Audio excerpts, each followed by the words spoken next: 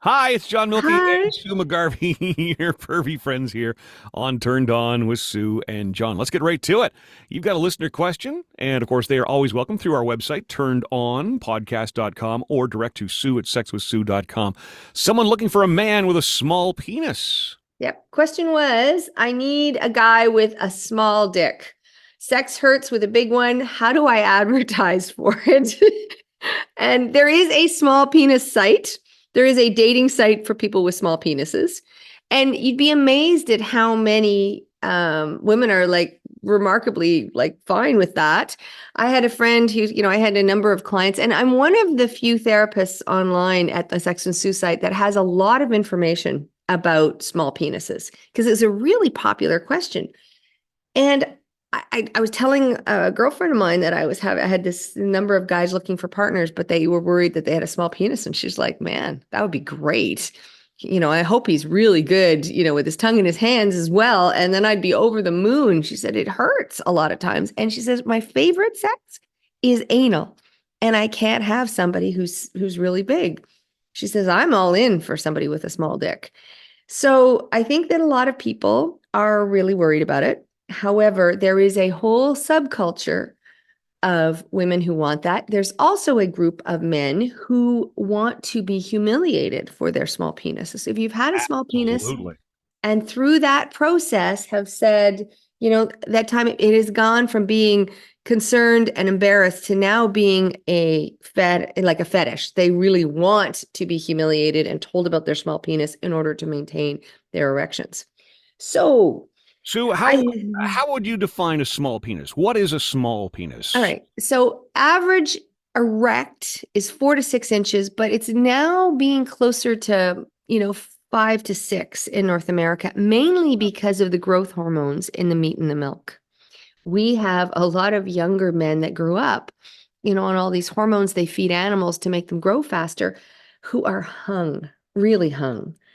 And if you're one of these tiny size zero girls and you got a guy who's like, hanging to his knees, what are you doing with that? It becomes, Chihuahua and Doberman kind of scenario. So having somebody who's average or small. So I would say a small penis is less than 2 inches erect, but 2 to 3 qualify, especially if it's not very girthy, right? If you look like a bowling ball because it's wide and big, sometimes it doesn't hit all those spots, but you need to be a minimum of 2 inches erect. And if you're not, then you're considered a micro penis. We have the most interesting conversations on this podcast. Next up, Sue, dinosaur butthole. Oh, I know. I know. Where I are don't know we if you read it. going? It was in Science Magazine came up with apparently they found a dinosaur bones that in the first time in history of dinosaur bones, they found one with an intact sort of cloaca, which is CLOACA, which is basically an all-purpose hole. Right. So what happens is the one size fits all funnel for sex, pooping, urination, and reproduction. And lots of reptiles have them. That's what crocodiles have. Right. It would take a lot So of fish too, right? yeah. So it's this one tube, and so that's how they lay eggs. That's how they have Yeah. sex. It Yeah. all comes out. But apparently previously, they found some, fossils, but oftentimes that very delicate part of dinosaurs' nether regions is often eaten by scavengers or exploded due to gas as they decompose. I went, ooh.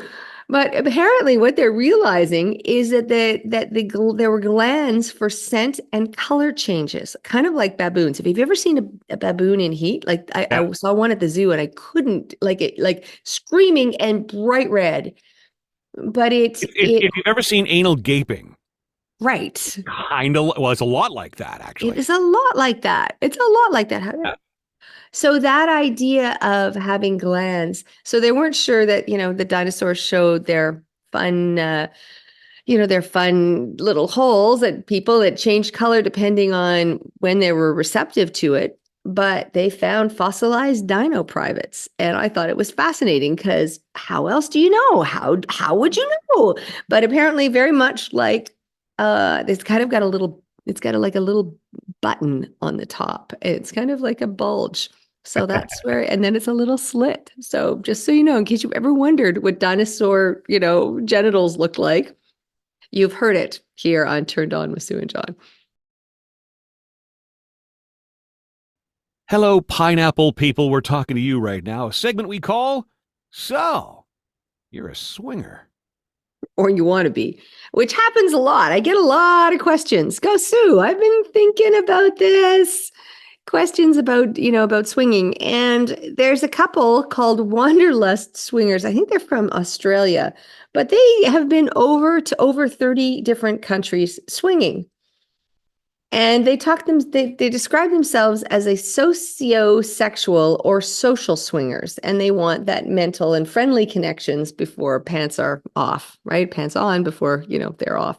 Right. But what they were talking about is how different swinging is in different countries. And I have experienced that. I have been to a number of different countries, doing lifestyle conventions, etc., and very different. I remember there was a couple who were there from sort of parts of Europe, and they were at a swing event I was at, and they're like, why are people getting it on? Like, we come in, we go, we make eye contact, and then we immediately find a bed.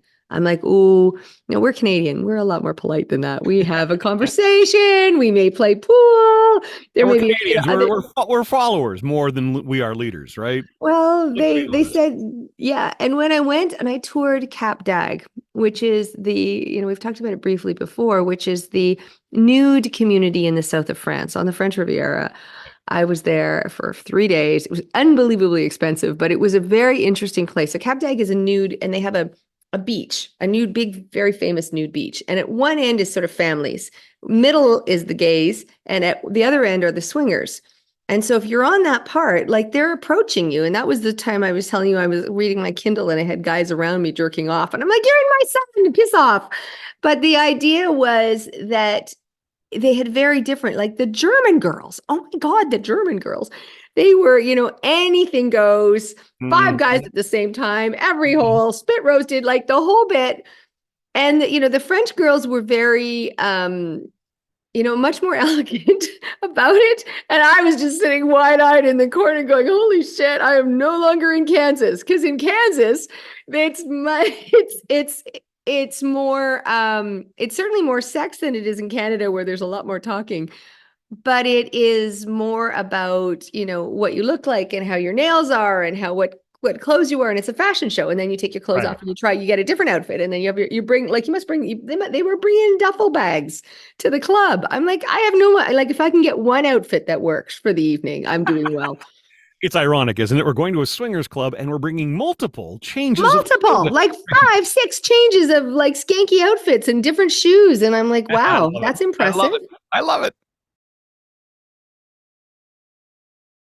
Our Kinky Confessional on the way. Just a reminder, you can head to our website, and anything at all as it pertains to sex and sexuality, curiosities, things you're into right now, etc., you can confess them at TurnedOnPodcast.com. No email address required, no phone number, no nothing. If you'd like to email the show directly with a question, you can do that. Send it to Sue at sexwithsue.com. And Sue, a letter here from someone who has to have sex with the lights off. Yeah, they have body image issues, and they said, I just can't be seen in light. And I'm like, for a lot of guys, it's visual. I know you'd be like, what? You're all gorgeous. Let me see the girl bits. Yes. I know you. Even though you're an audiophile, you would definitely want to see them. I am, but I'm also a photographer, right? But I'm a guy. Right. You're right. Guys are very visual creatures, and I understand the body image issue. I'm telling you, and I've said it before, what guys are really into is a sexy attitude. I will happily be with a big girl. If you got a sexy attitude, bring it on. I'm in. Yep. And she said that, and there's this whole movement called body neutrality, which is appreciate your body for what it does, not what it looks like. And that body image is, beauty standard, which is a construct. Right. And that it's okay. And I can say that. I remember the first time I did a boudoir shoot, I had this beautiful girl, like petite, beautiful, stunning, younger. And she said she had a 3-year-old, And she said her partner had never seen her naked. She had Wow. only, and so she was really working on her body image and she was sobbing. I had a female makeup artist, a female photographer. I ended up having to stand in there and tell her blonde jokes until she stopped crying Oh, because she was so, and I stood there for the whole time and just talked to her through it and just told her how pretty she was and how, and she wasn't nude. She was like, I don't, it was more than it was less than a little black dress, but not much less. It was just something, and she was doing this for herself and her partner and really struggled with it. And there are people who do. So I'm not going to say just fluff it off. What I am going to say is candles. I have, and I'm anybody who gives me a candle, I thank them, and then I give them it away. I have to regift it because I know I'm going to set the house on fire. I'm really klutzy, and I will forget. So I do not. If there's some things you know about yourself, I don't accept candles from people. So I have those electric candles that you can, you push the button and it turns on. But honestly, the lighting, like if I'm going to do a photo of me, it's soft lighting. I'm a woman over 50, and away go the lines. I'm telling you, you look beautiful. Here's a suggestion, if I might, Sue. Put a red bulb in one of your lights in your bedroom. Start with that. Red light is unbelievably flattering. If you look at professional boudoir photo, a lot of it, you'll see red light in the background. Now, it's properly lit beyond that with soft romantic lighting, but red light, the way it makes curves look, the way it makes the skin look, especially on a female, really, really flattering. Really flattering. So look at yourself, like objectively look at yourself if you do it by yourself and take some photos and go, this is what my partner sees. And the truth is they've fallen in love with you. We all have struggles. I was bitching about things were feeling tight last night. My clothes. I'm like, I've got to get, the cottage got to open up because I've got to swim more and walk more. And but we all struggle with it. And it's been going on since childhood. Be gentle with yourself and know that your partner wants to see you and loves you and you are a goddess. So don't worry about it. This has come up on the show before. I'm glad that it's back because I don't think people can hear this enough. How to make dirty talk seem less weird. It's not a natural thing for a lot of people, Sue. It's really taboo. It's out of our comfort zone. But it can be explicit and naughty and sexually charged. And apparently there are two kinds of dirty talk. One is a mutualistic, which is basically sharing with your partner, feedback, compliments, moaning. The other one is individualistic, which is me focus, my fantasy. And what it does is it leads to your sexual satisfaction, but not necessarily the relationship satisfaction. It's taboo, but there are 8 main categories. So one is the domination and submission right off the top, because that exchange of power is so incredibly sexy. One are instruction statements, touch yourself. Good example of that. One are, questions. Do you like it when I do this?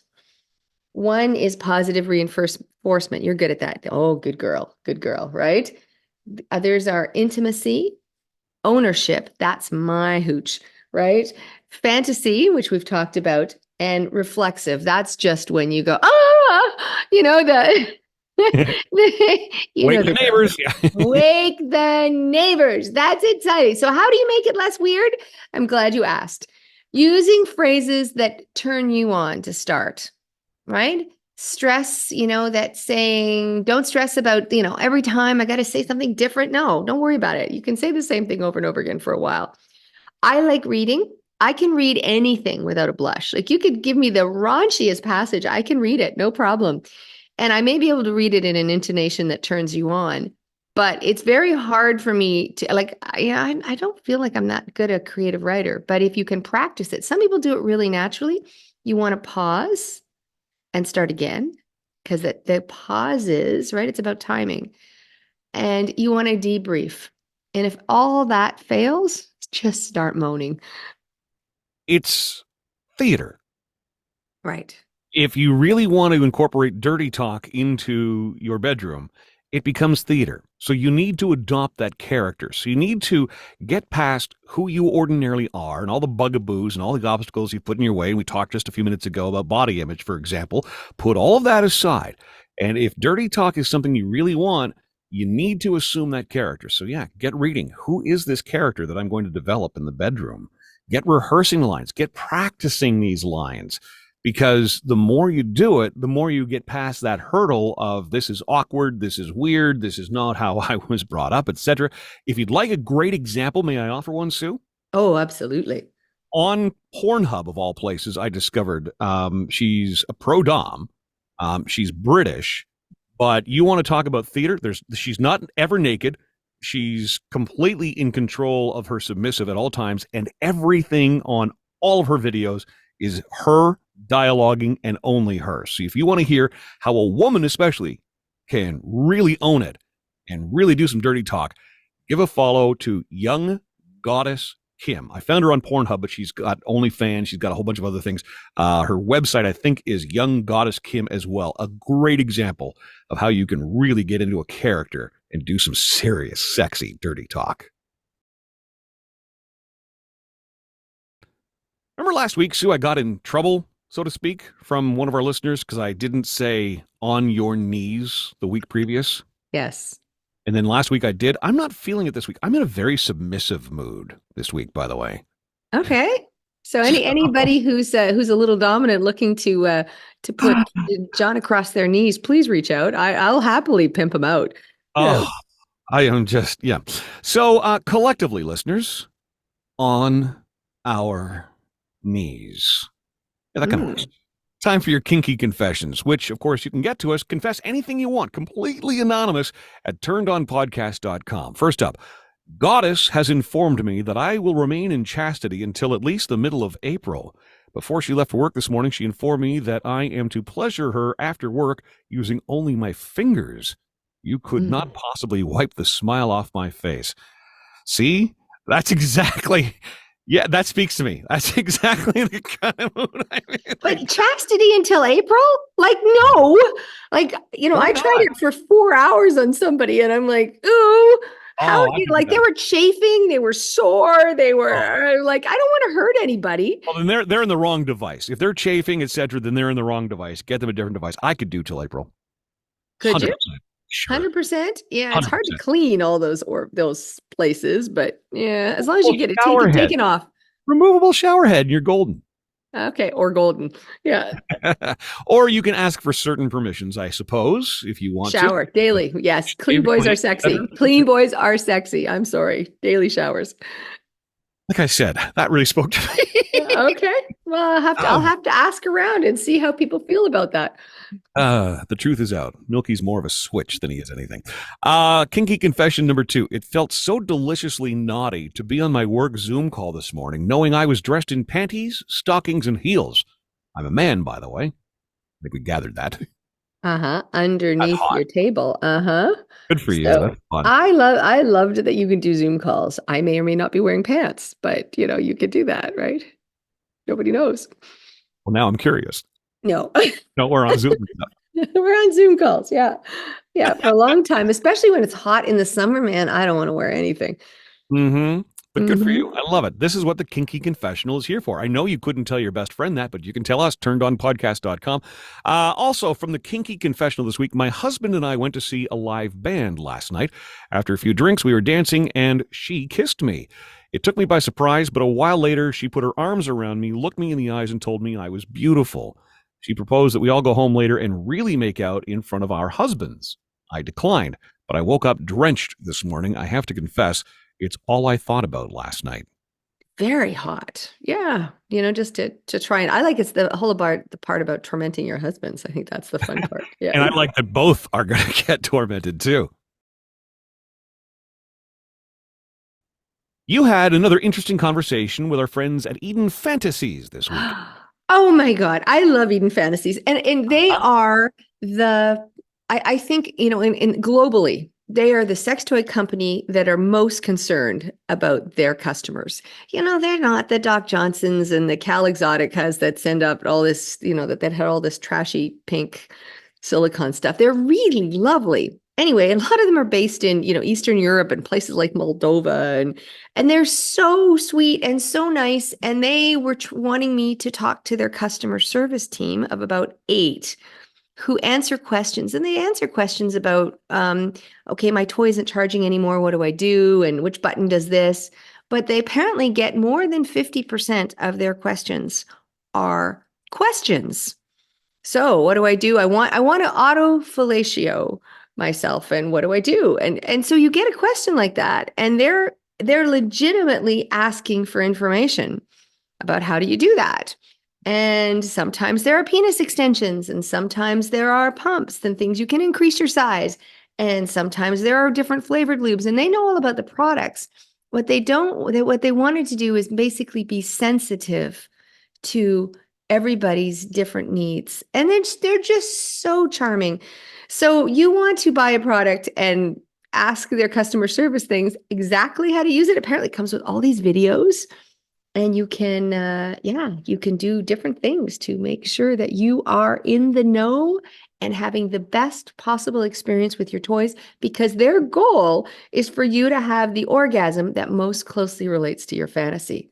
So I've been thinking about it ever since. What toy would most closely resemble my fantasy? I don't know, but I'm going to spend the week thinking about it. I'd be really interested to know about yours. If you want to send it to me, sue@sexwithsue.com. I happen to have 4 different items in my Eden Fantasies cart at the moment, as a matter of fact, all of which are very enticing, very unbelievably reasonably priced, too. Well, and then if you get them, then you can call customer service and see how they are. Eden Fantasies, you can connect with them through our website, as a matter of fact. Just click the banner. Could not be easier since you're on our site. Anyway, Eden Fantasies. The perfect rhythm for a blowjob, Sue. Yeah, there was an article about it, and I think it's in the eye of the beholder. I was talking to somebody who says they still swear by the grapefruit blowjob. Do you know about the grapefruit blowjob, where you take the grapefruit and you cut off the top and you cut off the bottom and you make a little hole in the middle, and it's a sleeve? Yes. But it stings. It messy. Holy shit, is it messy? Why did they go with that fruit of all the things? Well, because it's big watermelon enough. Makes a lot more sense, I would think. It's big enough to hold, but anyway. So I've heard somebody sort of holding out a pumpkin, but that's another story. But the reality, honeydew, I'm here to help. You are here to help. But apparently it is used. So somebody was saying that they polled a whole lot of guys and asked what the perfect rhythm was. And they all said messy as fuck. The messier, the more saliva, the more lube, just mess. They all like that. They said, use the hand. You are killing me today. All right, stop it. Stop it. I'm going to tell you. Yeah, on your knees and pay attention. As your head, and using your hand to slide down the shaft as your mouth goes down. So they're saying that you want to find the rhythm that works best for individuals, but messy, use your hand, and don't worry that your mouth can't, if it may be big or whatever, or how you're breathing. It's really that combination, but make sure you're moving your hands in combination with mouth. Those were the 3 techniques. Was just find a rhythm and stick to it. Use your hands in conjunction with your mouth. And if your mouth can't go very far, make sure your hands make the difference. Move them a lot and get as messy as you possibly can. That, my friend, is the secret. Sex in the news. Yes, it's time for sex in the news. It's so exciting. So there's a bunch of things that have come up. It starts with Jenny McCarthy, who was, Playmate of the Year. And she went to the Playmate parties and she said they were awful, but there was an incredible amount of sex. They would invite pretty close to 30 men for every one girl. And that a lot of the guys were ugly and over 70 with lots of money. And it was Viagra Central, she called it. But she said that the tips were incredible. She was able to pay off her parents. They sent them on a cruise when the first Playmate came out, and they were able to send them all off and pay off all their bills. I guess her mother disowned her for only 3 days. And but she said that I'm angry, but I'm over it. Yeah, absolutely. Number 2, we have sex in space. You know how much I love that. You know that I'm wanting to volunteer. Apparently it's not the mile club, it's the 245 mile club. And it's quite a challenge because nobody has admitted to having sex in space. Nobody's even admitted to having masturbation in space. And even at the space station, it would have been near impossible to find a private corner. But they're coming up with an orbital hotel, and they're going to do this quite a challenge to figure out how to, overcome gravity and do that. So I think that the really bendy gymnastics people should go up and see if they can do it. But man, I would love to try that as they, I gotta befriend, like, I don't know, Elon Musk or something. Yeah, somebody like that, Jeff Bezos, to say, Go with Bezos. Yeah. Musk is a little weird. You've already got a weird. Yeah, that's true. Yeah. So the new thing that's finally hit the Webster's dictionary is called abrosexual, which is ABRO sexual, someone whose sexual identity fluctuates and changes, kind of like you this week, right? So your sexual identity is all over the place. And what happens with that? But it's now apparently in the Webster's dictionary. Yeah, I know. And finally, somebody was saying that that they're having issues with, different kinds of teenagers saying, my penis is too big for condoms. Can I use a garbage bag? No, I once did a talk at a school, middle school, about, I was invited in, I guess the vice principal saying, Sue, they're having people putting plasticine over their penises, or kids in the schoolyard. And I'm like, no, that's not, because they knew they had to do something to cover it up, didn't have condoms. And I'm like, they're molding plasticine, but no, garbage bag is not going to stay on. No, you can't use plasticine. No, please I'm going to throw Ziploc bags in there. Don't do that. The poop bags for picking up after your dog. Don't do that. Don't do that. There are for large. Saran wrap is fun, but not for that. Not for that, no. And there are condoms for large penises. They're just really expensive. So I feel for you, but don't do that. And finally on Turned On with Sue and John this week, scheduling sex like going to the gym. It is. She says it's like my gym class. I'm like, okay, I could actually get around a gym class like that. But they have this new shared calendar. And even if you just use a Google Calendar, it's, what do? You put things in it. So there are stories. Now, I have friends whose kids see pretty much every movie in town and had a hell of a time during the pandemic, because it was part of their weekly thing that they would put, $40 into the kitty, and every week they'd send their kids to a movie and said, you are not able to come back for 4 hours. This is our, and that's what they would do. And so they would pick a time, and I would go to the movies, and this would be the sex time for their parents. Somebody else was saying that they always went to Sunday school. She says, my parents weren't religious at all, but they would send us to the local Sunday school because we could walk, because that was our sex time. Wow. I know, right? You're going to hell for that, by the way, person, of all the things. She said, we got a good Christian education and their parents had sex, but without a babysitter, and they could walk to it. It's something you look forward to. You can take a shower. There's no pressure to have sex outside of that, but it increases the intimacy. So if you value it, it's not to say it's lacking in spontaneity. It's so important that you make time for it, because if you're in a traditional long-term relationship, if you sit around and wait for spontaneity to hit, you could be too tired. And if in a long-term relationship, if you're doing it, you'll be thinking about it. And stats across the board are saying this is what you need to do. So try it. Just try it this week. If you've not been scheduling sex, put it in the calendar, from now to midday, whenever, and over the next few months, and see if it works. And if it does, I definitely want to hear from you. Sue@sexwithsue.com.